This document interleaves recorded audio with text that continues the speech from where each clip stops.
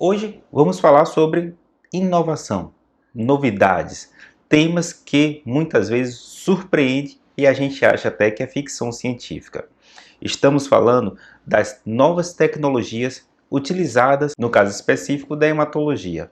São ferramentas que estão transformando o cuidado e a forma como nós abordamos as doenças hematológicas. E é exatamente sobre essas tecnologias que veremos nesse vídeo que inicia agora.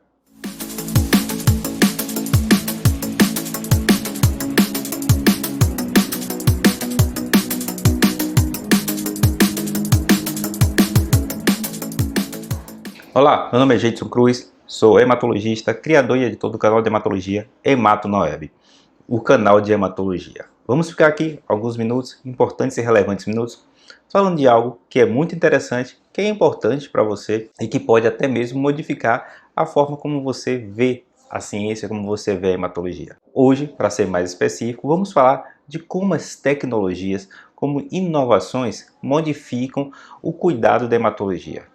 E o mais surpreendente, a gente pode até imaginar que esse material, que esse conteúdo é algo que a gente vai demorar de visualizar. Engano nosso. Isso já está muitas vezes aí, no dia a dia, no nosso cuidado. E está transformando, salvando vidas hoje. Imagine, por exemplo, a situação em que uma célula é retirada da própria pessoa. Essa célula é estimulada com um determinado agente e passa a ter um receptor que vai combater a leucemia da mesma pessoa de onde foi tirada a célula, fazendo com que seja uma terapia direcionada em que o próprio sistema imunológico da pessoa vai combater aquela doença maligna. No caso aqui eu citei o exemplo da leucemia. Isso parece ficção científica, não é verdade? Mas isso já existe e já tem gente que está sendo beneficiada desse tratamento, inclusive curando de doenças que eram consideradas fatais. É o caso do receptor de células CAR-T. E a gente vai falar dessa e outras tecnologias aqui nesse vídeo de hoje. Porém, antes de prosseguir, eu gostaria primeiro de agradecer a você por todo o empenho que você tem feito e nos auxiliado para o crescimento do canal. Hoje nós crescemos dia após dia e nada disso ocorreria se não fosse com seu apoio. E se você está passando aqui pela primeira vez, não é inscrito no canal, considere se inscrever. Ou até mesmo se você já passa aqui diversas vezes e não é inscrito, considere se inscrever, isso nos dá apoio nessa plataforma e a gente cresce enquanto comunidade. Da mesma forma, se você gostar desse conteúdo, curte ele, compartilha, pois ele pode ser útil para outra pessoa também. Nós também estamos em outras redes sociais, você pode passar e conferir nos links que eu estou deixando na descrição. Pois bem, hoje vamos falar de algumas tecnologias que estão inovando, que estão transformando, modificando de forma surpreendente o cuidado da hematologia, fazendo com que os pacientes tenham não somente mais qualidade de vida, como também sobrevivam mais e muitas vezes com quase nada de evento adverso, ou quando esses eventos adversos estão presentes, são perfeitamente manejáveis, muito mais do que os tratamentos padrões até então. Vamos enumerar então algumas tecnologias aqui. Vamos começar com a primeira, que é a terapia-alvo e a imunoterapia, que são parecidas, mas são diferentes. O que consiste a terapia-alvo? Inclusive a hematologia foi a pioneira nessa forma de terapia. Imagine você ter uma doença em que tem uma mutação e essa mutação leva à produção anormal de uma proteína que, por sua vez, presente ali, leva à proliferação anormal de células malignas que vão acabar por prejudicar o paciente. Estamos falando de uma patologia chamada leucemia mieloide crônica e a mutação em questão é a mutação BCR-ABL, fruto de uma mutação genética chamada translocação NOR22, conhecida por muitos como cromossomo Filadélfia. Essa mutação foi a primeira descrição de como uma mutação genética leva a uma doença. Apesar de que nós sabemos que o câncer por si só é uma doença genética, não havia essa caracterização. E a leucemia mieloide crônica foi a primeira mutação que foi evidenciada e comprovada como origem de uma doença maligna. Outras mutações foram comprovadas posteriormente, inclusive na própria hematologia, como é o caso da translocação PML-RAR-alfa, que leva à leucemia promielocítica, a leucemia M3, mas a leucemia mieloide crônica foi a primeira descrição em que houve uma comprovação de uma mutação genética como causadora de uma doença. Dessa forma, foram buscadas medicações que poderiam inibir o produto dessa mutação.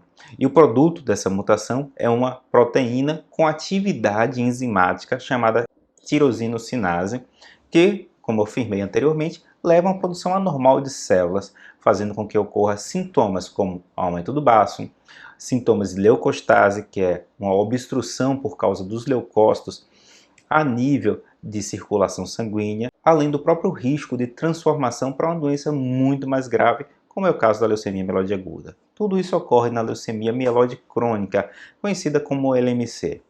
E quando se obteve uma terapia-alvo que inibe diretamente essa enzima, daí os chamados inibidores de tirosinocinase, chamados ITK, a partir da descoberta então desses inibidores, foi que notou-se que o paciente tinha não somente respostas satisfatórias do ponto de vista do controle de doença hematológica, controle de doença citogenética e, mais adiante, também se afirmou uma doença molecular.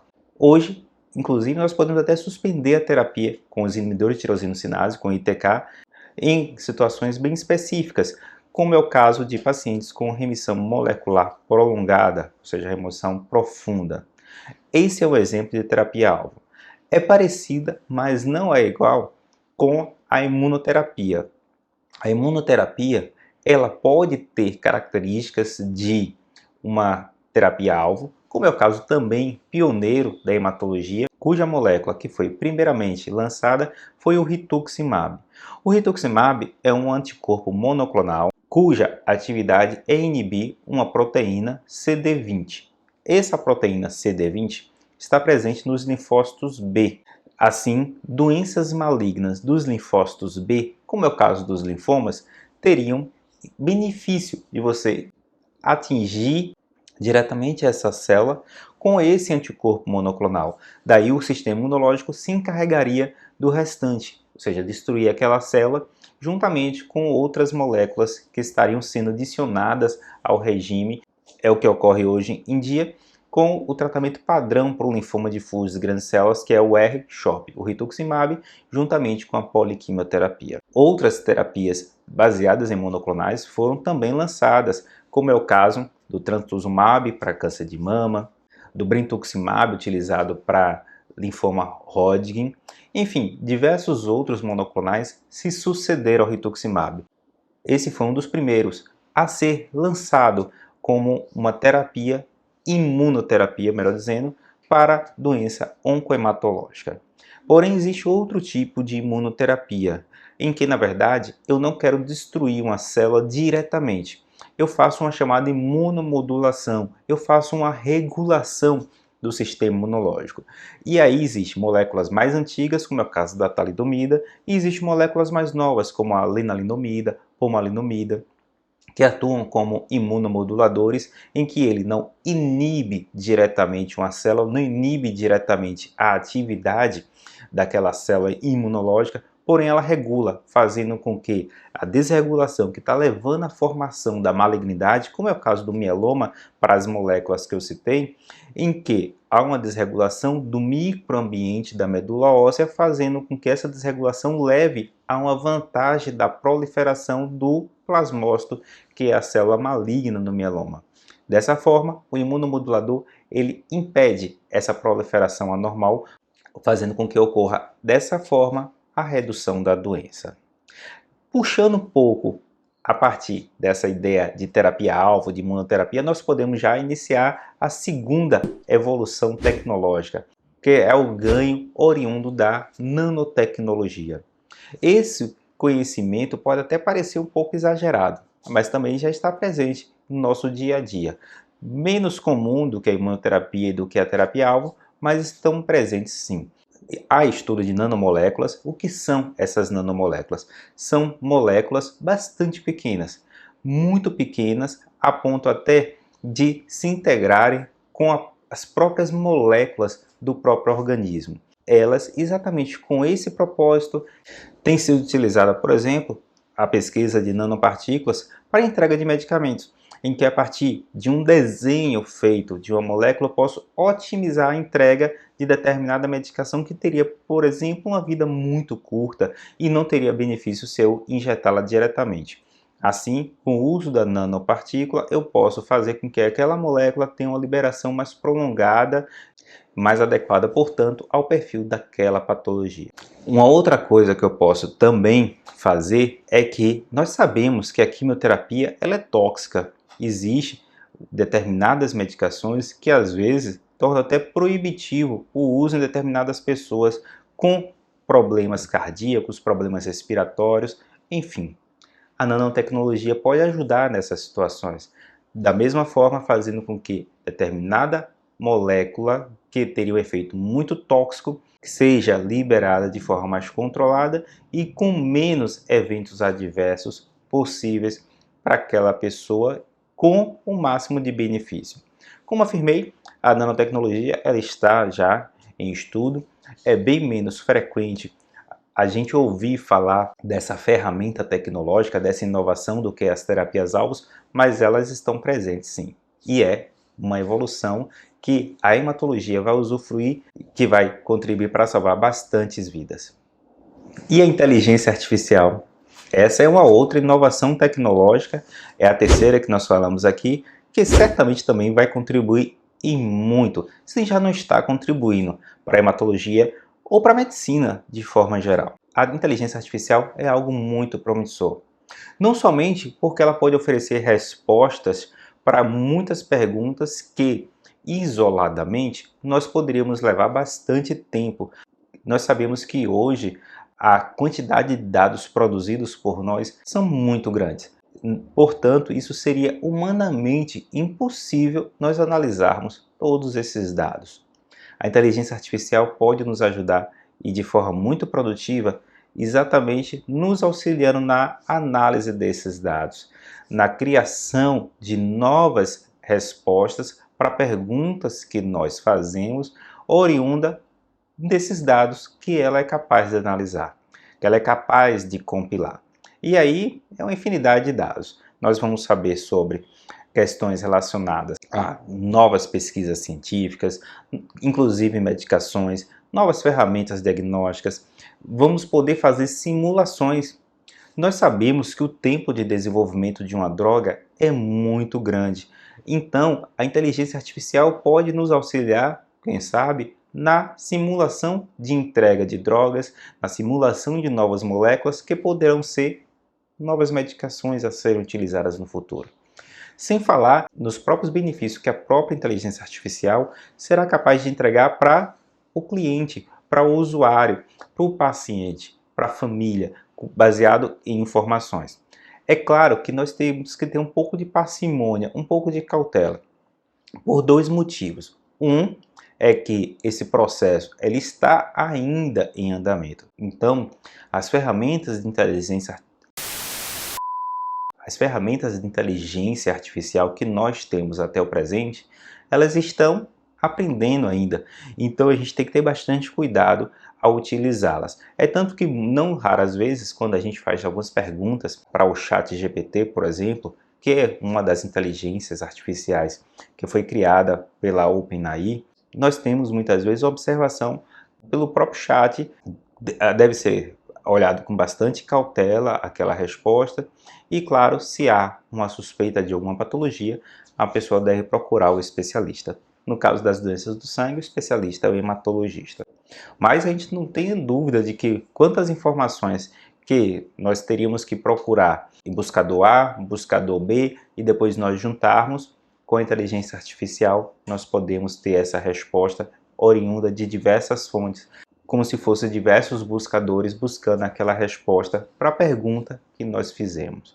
Então, sem sombra de dúvida, esse é um ponto. E o outro ponto que nós devemos ter bastante cautela também ao utilizar a inteligência artificial é que ela é ainda algo limitado do ponto de vista de tempo. O próprio ChatGPT afirma que os dados são até determinada data.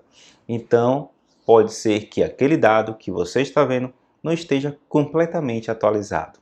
Não necessariamente errado, mas pode estar desatualizado. Então, são ferramentas que nós estamos em curva de aprendizado, certamente nós vamos utilizar e muito, certamente ela veio aí para ficar e a hematologia certamente vai se beneficiar, inclusive podendo salvar muitas vidas de forma indireta, porque ela pode trazer informações que vão ser muito úteis e estarão presentes no nosso dia a dia no futuro. E já imaginou você ter uma doença genética e eu diretamente ir no DNA da célula, fazendo com que a pessoa tenha uma modificação na produção de proteínas? Parece ficção científica também, mas isso já existe. Inclusive já postei no Instagram alguns dados relacionados à pesquisa de edição genética em doenças do sangue, para ser mais específico, da anemia falciforme e da talassemia beta. Estou falando aqui de uma ferramenta chamada CRISPR, que é uma forma, de forma bem simplificada, viu gente, de edição genética, em que eu, por meio de um vetor, eu modifico um determinado fragmento do DNA, fazendo com que uma área, por exemplo, que era inativa, passe a ser ativa, uma área que era defeituosa, passe a ser corrigida. Depende da forma como eu manipulo a fita de DNA. Mas o mais importante é que, falando aqui na anemia falciforme e na beta-talassemia, os pacientes conseguiram obter a independência transfusional e, no caso da anemia falciforme, tiveram uma redução bastante significativa nas visitas a unidades de urgência por causa de crise álgica, por causa de crise de dor. Tudo isso oriundo de pesquisa que levou a uma mudança da forma em que a hemoglobina ela é produzida. Dessa forma, os pacientes que têm essas doenças foram estudados e, no estudo, foram submetidos a uma modificação na produção de hemoglobina. E essa mudança na produção de hemoglobina levou a um aumento da produção de hemoglobina saudável. E daí, o resultado é o que eu afirmei. Modificação na quantidade de crises álgicas, no caso dos pacientes com anemia falciforme, e no caso dos portadores de beta-talassemia e portadores de anemia falciforme também, uma diminuição bastante significativa. Isso já existe, isso está em estudo, e isso pode ser, na verdade, o futuro da terapia daqueles pacientes que são portadores dessas enfermidades que, infelizmente, tem um padrão muito variável. Tem pessoas que não têm praticamente sintoma nenhum, mas tem pessoas que nós conhecemos, inclusive tem vídeo sobre essas doenças aqui no canal, você pode passar e conferir. Essas doenças podem se tornar incapacitantes. Então, essa terapia de edição genética com CRISPR-Cas9 pode transformar de forma significativa o cuidado e, principalmente, vai salvar muitas vidas. E como não poderia deixar de ser, eu vou falar um pouco da tecnologia que está aí o tempo todo na mídia, levando a gente a buscar, inclusive nas nossas redes sociais, como é que ela funciona, o que é que todo mundo está falando que fez uma pessoa curar de uma leucemia após ter feito inúmeros tratamentos. Estamos falando das células CAR-T, que é o quê? É uma mudança no receptor. De forma bem simplificada para que você possa compreender, que é o objetivo do canal, inclusive, levar informação simples, de forma descomplicada, de forma compreensível, mas uma informação real, uma informação verdadeira e, principalmente, confiável. Esse é o papel do hemato na web. Então, quando você tem uma doença maligna, ocorre a transformação, no caso da leucemia, de uma célula chamada linfoblasto, e essa célula passa a se proliferar de forma anormal por todo o corpo, fazendo com que a medula óssea não produza sangue de forma adequada e, se não for tratada, a pessoa acabará morrendo por causa dessa doença. Infelizmente, mesmo com as inovações tecnológicas mais recentes, muitos não conseguem obter a melhor resposta, que seria a cura. Assim, alguns pacientes são chamados refratários, não tem muita possibilidade terapêutica a ser realizada.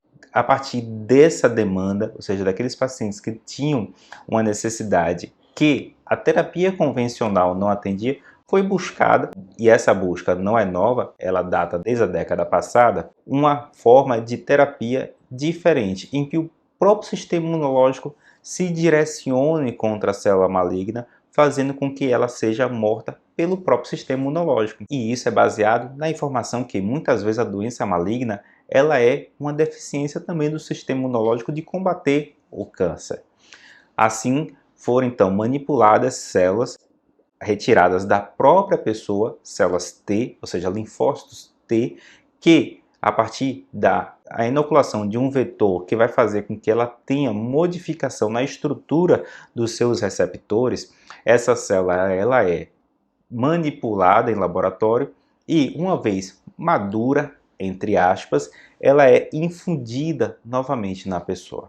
Claro que não é um tratamento isento de eventos adversos, não é um tratamento que eu faço em 10, 15 dias, tem também um custo bastante elevado, mas o mais importante é que tem resultados surpreendentes.